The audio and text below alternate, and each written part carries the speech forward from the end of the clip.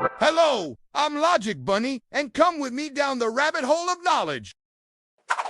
Ever feel like travel brochures are selling you the same postcard over and over? Sunsets on beaches, historical landmarks swarming with selfie sticks. What if I told you there's a secret world atlas hidden beneath those glossy pages, filled with celebrations so unique, so vibrant, they could redefine your very understanding of party. Think clouds of colored powder transforming entire cities into living rainbows.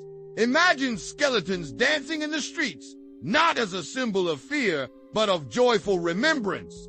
Picture the night sky ablaze with thousands of lanterns, each carrying a silent wish. These aren't just vacations. They're glimpses into the soul of humanity. Are you tired of the predictable? Do you crave experiences that truly shake you awake?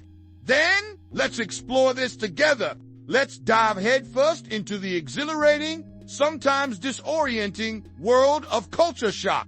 Culture shock, it's that feeling of being utterly, wonderfully lost. It's the moment you realize your usual map doesn't work here. But what if, instead of fearing that disorientation, we embraced it?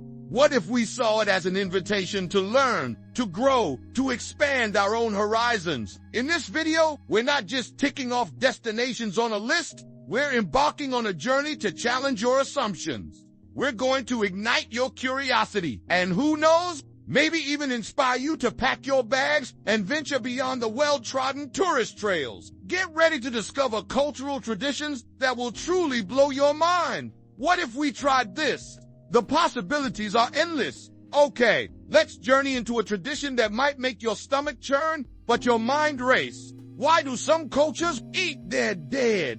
The question itself hangs heavy, doesn't it? It smacks of the forbidden, the taboo. But before we recoil in horror, let's explore this together with open minds.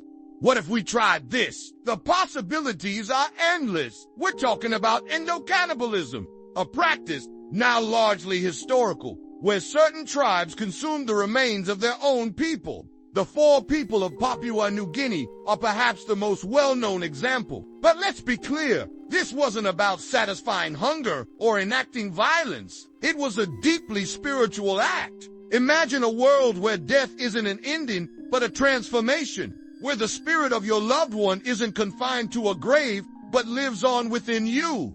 For the Fore, consuming the deceased was a way to internalize their virtues, their wisdom, their very essence. It was a way to maintain an unbroken connection, to keep them a part of the community. That's a great question. Think of it as a form of ultimate remembrance, a way to honor the dead by becoming them. It challenges our Western notions of death and mourning, doesn't it? We bury, we cremate, we build monuments. But the Fore chose a path that was both more intimate and, to our eyes, more shocking. But here's where science enters the story with a stark warning. This practice, however well-intentioned, had devastating consequences. The Fore suffered from a prion disease called kuru, a fatal neurological disorder spread by consuming infected brain tissue. Kuru, also known as the laughing sickness, ravaged the Fore people. It caused tremors, loss of coordination, and eventually, death. The scientific investigation into kuru revealed the dangers of endocannibalism and ultimately led to its decline. That brings us to a crucial point, the intersection of culture, belief, and scientific understanding. The Fore's tradition stemmed from a place of love and respect, but it also carried a hidden danger. It highlights how crucial it is to understand the world around us through both cultural and scientific lenses. Now, consider the ethical complexities. How do we, as outsiders, study such sensitive practices? How do we balance our scientific curiosity with respect for different cultures? It's a tightrope walk, demanding empathy, humility, and a constant awareness of our own biases. We must approach these topics without sensationalism, without judgment. The goal isn't to gawk or condemn, but to understand, to learn from the diversity of human experience, and to appreciate the different ways cultures grapple with life's biggest mysteries. So, let's step back for a moment and consider our own rituals of remembrance, funerals, memorial services, visits to cemeteries. What are we doing? Really? Aren't we also trying to keep the dead alive in some way? Aren't we trying to internalize their stories, their values, their impact on our lives? Perhaps, in a less literal sense, we all lead our dead. We consume their legacies. We digest their lessons. We carry them within us as we move forward. The specific rituals may differ wildly, but the underlying human impulse remains the same: to honor the past, to connect with those we've lost, and to find meaning in the face of mortality. What if we tried this? The possibilities are endless. That's a great question. How will you honor the people you lost? Hold your breath. What you're about to see might make your heart leap into your throat. In some parts of India, there's a ritual where newborn babies are tossed from rooftops. Yes, you read that right. Babies are thrown into the air. I know, your first reaction might be disbelief, even horror.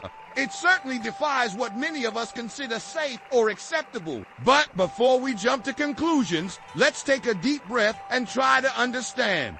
Let's explore this together. What if we tried this? The possibilities are endless. This is a centuries-old tradition practiced by certain religious communities. In India, it's rooted in the belief that this act will bring health, good fortune, and a long life to the child. Can you imagine the faith required to participate in such a ritual? These aren't random acts of recklessness. The baby tossing is performed by trained individuals, often members of specific religious communities who have upheld this tradition for generations. They believe they are acting as conduits of divine blessing. Now let's address the obvious question. Is it safe? Safety precautions are taken. A stretched sheet is held by a group of people below to catch the baby. But even with these measures, the practice remains controversial. There are ongoing debates about the safety and ethics of baby tossing. Critics argue that the risk to the child is too great.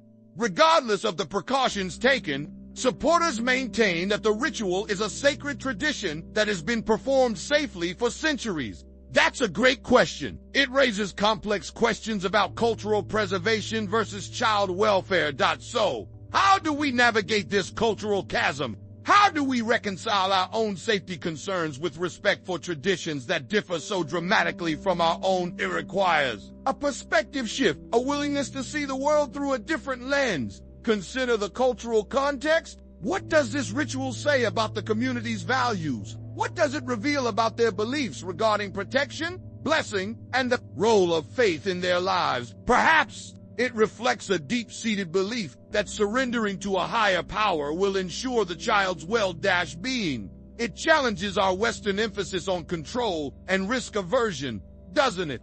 We tend to prioritize minimizing potential harm, while this tradition embraces a leap of faith, trusting in divine intervention. Let's zoom out for a moment and consider the broader picture. Aren't all parents, in some way, taking leaps of faith when raising their children? Aren't we all entrusting their well-being to forces beyond our complete control? Think about it. We send our kids off to school, hoping they'll be safe and learn valuable lessons. We encourage them to pursue their dreams, even when those dreams carry inherent risks. We release them into the world, trusting that they'll make good choices. The baby tossing ritual might seem extreme, but it highlights a universal truth. Parenting is an act of faith. It's about balancing protection with empowerment, control with trust, and our own fears with our children's potential.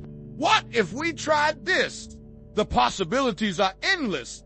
What unconventional things do parents do in your culture to ensure their children's well-being? What leaps of faith have you taken or witnessed in the name of parenthood? That's a great question. We need to tread carefully here. We're about to talk about something sensitive, something that can easily be misunderstood. We're talking about blackening faces. Now, let's be absolutely clear from the start. In a Western context, blackface has a deeply racist history. It's rooted in stereotypes, mockery, and the dehumanization of black people. It is never acceptable, period. But, and this is a crucial but, face painting exists in countless cultures around the world, often with meanings far removed from racist caricatures. We need to differentiate between the harmful history of blackface and the diverse traditions of cultural face and body painting. Let's explore this together. What if we tried this? The possibilities are endless. Think of Aboriginal Australian ceremonies, where intricate patterns are painted on the body to connect with ancestors and tell stories of the dream time. Picture the tribal rituals in Africa, where face paint signifies spiritual protection, tribal identity, or preparation for war. Imagine the indigenous practices in South America, where vibrant colors adorn faces to honor nature spirits and celebrate harvests. These aren't trivial decorations. They are powerful symbols, conveying deep meaning within their respective cultures. The act of painting the face can transform an individual, connecting them to something larger than themselves. What are the symbolic meanings behind these practices? They are as diverse as the cultures themselves. Face paint can represent a connection to ancestors, a plea for spiritual protection, a declaration of tribal identity, or a preparation for important events like war or hunting. Consider the power of appearance. How does altering one's appearance through paint and adornment transform identity? How does it communicate messages within a culture? It's a way of visually embodying beliefs, values, and aspirations. That's a great question. In many cultures, face paint is a form of visual language understood by all members of the community. It can signal status, role, or intention. It can mark transitions, celebrate milestones, or invoke supernatural forces. Let's consider the human face as a blank canvas. How do different cultures use this canvas to tell stories and express their values? How do they transform the individual into a living work of art? Think of the intricate designs, the bold colors, the precise lines. Each element carries meaning, contributing to a larger narrative. The face becomes a map of cultural identity, a testament to the power of human expression. But here's the challenge. How do we appreciate these traditions without appropriating or misrepresenting them? How do we learn from other cultures without erasing their unique histories and meanings? It requires sensitivity, respect, and a willingness to listen. We must avoid reducing these practices to mere aesthetics. We must understand the context, the history, and the significance behind the paint. We must be mindful of the potential for harm and strive to engage with these traditions in a responsible and ethical way. What if we tried this? The possibilities are endless. What stories are told on the faces in your culture? What messages do we send through our appearance, both intentionally and unintentionally? That's a great question. Let's step into a world where beauty came at a terrible price. We're traveling back in time to explore the practice of foot binding in ancient China. This is not a story of celebration, but of caution. It's a story about the dark side of beauty standards, the lengths to which societies can go in pursuit of an ideal. We need to approach this topic with sensitivity and a critical eye. Let's explore this together. What if we tried this? The possibilities are endless. For centuries, small feet were considered the epitome of beauty and status in China. Women with bound feet were seen as more refined, more desirable, and more likely to attract a wealthy husband. But this ideal came at a devastating cost. Foot binding involved tightly wrapping the feet of young girls to prevent them from growing naturally. The bones would break, the toes would curl under, and the feet would be permanently deformed. It was an excruciatingly painful process that often led to infection and lifelong disability. Imagine the suffering endured by these young girls. Imagine the constant pain, the limited mobility, the social isolation, all in the name of beauty. The social implications of foot binding were far-reaching. Women with bound feet were largely confined to the home, dependent on their families for support. Their access to education and employment was severely limited. That's a great question. Foot binding reinforced patriarchal structures and perpetuated the idea that women's worth was primarily based on their appearance. It was a system that controlled women's bodies and limited their opportunities. But, you might ask, why did women subject themselves to this practice? The answer is complex. It was a matter of social pressure, economic necessity, and the desire to conform to societal expectations. Women feared being ostracized if they didn't bind their feet. They believed it was the only way to secure a good marriage and a comfortable life. They were trapped in a system that offered them few alternatives. Now, Let's fast forward to the present. While foot binding is no longer practiced, are there parallels in our modern world? Are there beauty standards that can be harmful or restrictive? Think about extreme dieting, cosmetic surgery, and the pressure to conform to unrealistic images in the media. Are we, in some ways, still binding ourselves to fit into narrow definitions of beauty? Let's consider the image of a golden cage. It's beautiful, it's alluring, but it's still a cage. It represents beauty standards that can trap individuals, limiting their freedom and preventing them from fully expressing themselves. How do we challenge these standards? How do we create a more inclusive definition of beauty? It starts with critical thinking, with questioning the messages we receive from society. What if we tried this? The possibilities are endless. It requires celebrating diversity, embracing individuality, and recognizing that true beauty comes from within. It means valuing ourselves and others for our character, our intelligence, and our contributions to the world, not just our physical appearance. What cages do we build for ourselves in the name of beauty? How can we break free and create a world where everyone feels valued and accepted for who they truly are? That's a great question. Let's journey to Papua New Guinea, a land of vibrant cultures and unique traditions. Today, we're exploring a form of dress that might raise eyebrows, but also sparks curiosity. The penis gourds or kotekas, worn by men in certain tribes. I know, it's easy to focus on the shock value, the apparent nudity. But let's look beyond the surface. These gourds are far more than just a fashion statement. They are integral parts of traditional attire, carrying deep cultural significance. Let's explore this together. What if we tried this? The possibilities are endless. The koteka is not simply about covering or concealing. It's about identity, status, and tradition. It signifies tribal affiliation, social standing, and rites of passage. It's a visual language, communicating messages within the community. These aren't mass-produced garments. Each koteka is carefully crafted from a hollowed-out gourd, then decorated with feathers, beads, and other ornaments. The style and size of the gourd can indicate a man's social role, his marital status, or his achievements.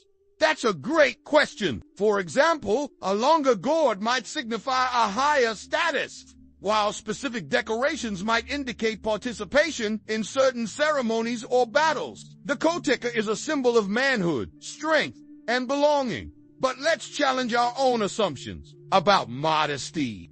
What is considered appropriate dress varies dramatically across cultures. What might be considered revealing in one society could be perfectly acceptable, even expected, in another. In many Western cultures, clothing is often used to conceal the body, to protect it from the elements, or to conform to social norms. But in other cultures, clothing can be a form of adornment, a way to express identity, or a connection to the spiritual world. Think about the elaborate headdresses worn by Native American tribes, the intricate tattoos of Polynesian cultures, or the colorful saris of India. These are all examples of how clothing and adornment can communicate complex messages and reflect deep-seated cultural values. Let's consider the koteka as a form of cultural armor. It protects not the body, but the identity. It communicates social messages, reinforces traditions, and connects individuals to their community. What if we tried this? The possibilities are endless. Think about our own clothing choices. Do they define us in some way? Do they communicate messages about our status, our beliefs, or our aspirations? Perhaps we all wear cultural armor of some kind, whether we realize it or not. The koteka challenges us to question our own definitions of modesty, beauty, and the role of clothing in our lives. It reminds us that culture is diverse, complex, and constantly evolving. How does clothing define us, and how does it differ around the world? What cultural armor do you wear, and what messages does it send? That's a great question. So, we've journeyed from cannibalistic rituals to baby-tossing ceremonies, from painted faces to penis gourds. We've explored traditions that might seem bizarre, shocking, or even unsettling. But what have we learned? Hopefully, we've gained a deeper appreciation for the importance of cultural context. We've seen the dangers of ethnocentrism, the tendency to judge other cultures based on our own values and beliefs. And we've discovered the power of understanding different perspectives. That culture shock can be disorienting, even overwhelming, but it can also be a catalyst for growth, a doorway to new experiences, and a bridge to deeper connections. How do we navigate culture shock with grace and curiosity? It starts with research. Learn about the culture beforehand. Understand its history, its values, and its customs. Be open-minded. Suspend judgment and embrace the unfamiliar. Ask questions. Don't be afraid to seek clarification. Show genuine interest in learning about other people's experiences. Find common ground. Look for shared values, shared interests, and shared humanity. Let's explore this together. What if we tried this? The possibilities are endless. The world is full of incredible cultural traditions waiting to be discovered. Embrace the journey and let culture shock be your guide. Let it challenge your assumptions, broaden your horizons, and deepen your understanding of the human experience. Don't step outside your comfort zone. Engage with people from different backgrounds. Explore new cultures, both near and far. You might be surprised by what you find. That's a great question. The next time you encounter something that seems strange or unfamiliar, resist the urge to judge. Instead, ask yourself, what can I learn from this? How can this experience expand my perspective? How can it help me connect with others on a deeper level? Your world adventure begins now. Embrace the journey and let culture shock be a catalyst for growth and connection. What if we tried this? The possibilities are endless. What will you do differently after watching this video? How will you approach new cultures with curiosity and respect? That's a great question.